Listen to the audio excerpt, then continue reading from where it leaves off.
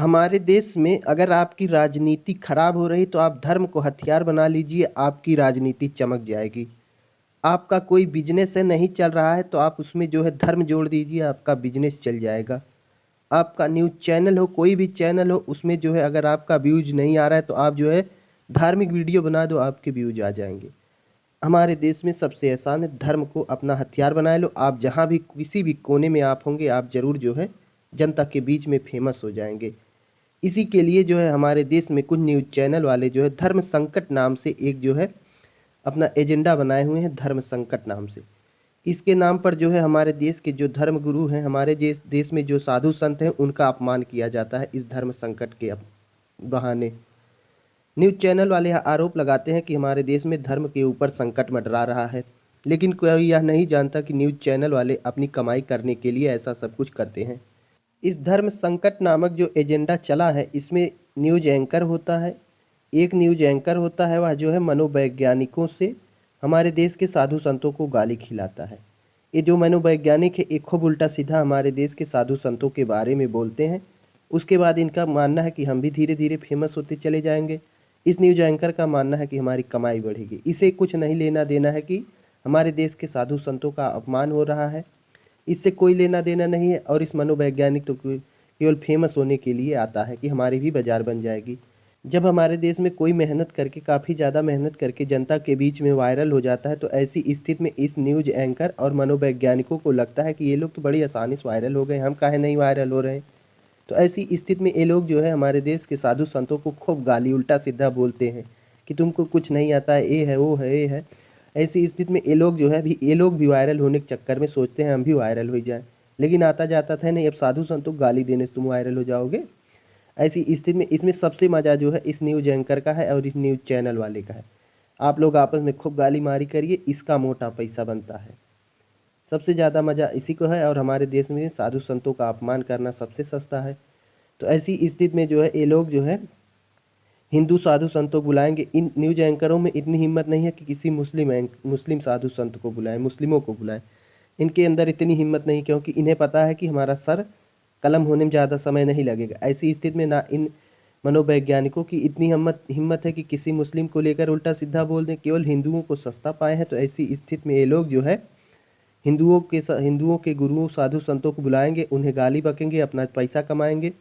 बस इससे ज़्यादा इन लोगों का कोई इस धर्म संकट से ज़्यादा इससे ज़्यादा कोई इस धर्म संकट का उद्देश्य नहीं, केवल मोटा पैसा बनाना इस धर्म संकट का जो पहल चली है, इसका यही उद्देश्य है।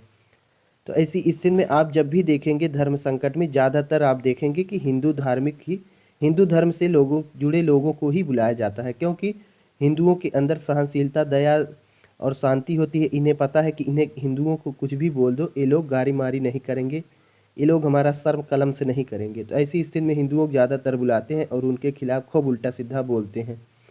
जबकि देखा जाए कि हिंदू धर्म से ज़्यादा अन्य धर्मों में जो है ऊट पटांग काम होता रहता है, लेकिन वहाँ नहीं जाएंगे ये लोग। हमारे हिंदू बाबाओं को देख लो, कभी अवमुक्तेश्वरानंद को बुला लिए, कभी आईआईटी बाबा को बुला लिए। अब आईआईटी बाबा को बुलाकर ये लोग कह रहे हैं तुम हमें रामायण सुनाओ, अगर तुम्हें रामायण नहीं याद होगा तो तुम बाबा नहीं हो। अब ऐसी स्थिति में यह व्यक्ति जो पूरी ज़िंदगी आईआईटी की तैयारी किया है, उसे जो है ये लोग कह रहे हैं रामायण सुनाओ। इसका मतलब है कि जो व्यक्ति रामायण नहीं जानता वह साधु नहीं हो सकता। इन लोगों को देख लो, एक तरीका यह भी है कि अगर जो व्यक्ति रामायण महाभारत का ज्ञान नहीं है वह साधु नहीं है। साधु मतलब ये तो नहीं होता, साधु मतलब होता है आप जो है अहिंसा पुजारी रहें, आप जो है वही साधु है। अब दिन भर आपको लाठी लेके मार कर रहे हैं, आपको पूरा रामायण का ज्ञान है, तो आप साधु थोड़ो हैं। अब इन्होंने आईआईटी बाबा ने पूरी ज़िंदगी आईआईटी की तैयारी की, उसके बाद ये लोग कह रहे हैं कि हमें जो है आप रामायण सुनाइए। अब रामायण नहीं सुना पाएंगे तो आप जो है कोई साधु संत नहीं है। इस प्रकार का ढोंग ये लोग फैलाते हैं जो है अपने धर्म संकट में बुलाकर काफ़ी केवल अपमान करते हैं। लगातार जो है हमारे देश के साधु संतों का अपमान करते हैं, उससे ज़्यादा इस धर्म संकट में कुछ होता नहीं है। एक नाम है इनका कपिल केकड़ा है, ये एक नाम इनका है कपिल केकड़ा। ये बहुत चूतिया आदमी है, तो इनको तो हम खोज रहे हैं। अगर हमें कहीं इधर उधर मिल जाए तो हम तो जो है चप्पल लेके मारेंगे। ये सबसे ज़्यादा आतंकवादी काम करता है ये आदमी, हिंदू धर्म को लेकर ये आतंकवादी है। इसी में इसके अंदर इतनी हिम्मत नहीं है कि किसी अन्य धर्म को लेकर एक शब्द ची कर दे, लेकिन हिंदू धर्म पर इसकी इतनी बोली निकलने लगती क्योंकि इसे पता है कि हिंदू लोग बहुत शांत प्रिय होते हैं। ऐसी स्थिति में यह हिंदू हिंदू बाबाओं को काफ़ी ज़्यादा टारगेट करता रहता है, लेकिन इसे नहीं पता है कि हिंदू बाबा शांत हैं लेकिन अन्य हिंदू शांत नहीं था। ऐसी स्थिति में हम इसे चप्पल लेके खोज रहे हैं, कहीं हमें मिल जाता आड़े उल्टे तो हमको बता देते हैं कितना लोग हिंदू शांति प्रिय हैं। कपिल केकड़ा नाम है उसका। अब देख लो यहाँ पर अनिरुद्धाचार्य जी महाराज को पा गए हैं। जो भी फेमस होता है हिंदुओं का साधु, हिंदू में जो भी फेमस हो गया उसे पटक ले ये लोग बुलाएंगे। मुस्लिमों या अन्य धर्मों की हिम्मत नहीं है कि उन्हें भी बुला लें। देख लो आप, ज़्यादातर हिंदुओं को ही इन्होंने बुलाया है। अब एक हिंदू बाबा के यहाँ बैठा लेंगे। अब देख लो 1 2 3 4 एक ये 5 लोग जो है मिलके सवाल जवाब करते हैं। और कोई बाबा अगर यही साधु बाबा जो है इनसे एक सवाल पूछ लें तो नीचे पसीना ऊपर चला जाता है इन लोगों के अंदर। अब एक महिला है, इनका कहना है कि हम शराब पीते हैं लेकिन शराबी नहीं है। ये महिला है, देख लो। अनिरुद्धाचार्य जी महाराज से बहस करते समय इन्होंने कहा हम शराब खूब पीते हैं लेकिन शराबी नहीं हैं। अब समझ लो किस प्रकार के लोग इस शो को चला रहे हैं, किस प्रकार के लोग हमारे देश के साधु संतों से बहस कर रहे हैं, जिन्हें इतना नहीं मालूम कि जो शराब पीता है वो शराबी नहीं है। तो ऐसी स्थिति में ये लोग जाते हैं हमारे देश के साधु संतों से बहस करने लायक हो गए हैं। ये केवल धर्म संकट का जो प्रचार प्रसार चल रहा है कि धर्म संकट के नाम पर धर्म सुधारा जा रहा है, धर्म और नहीं सुधारा जा रहा है।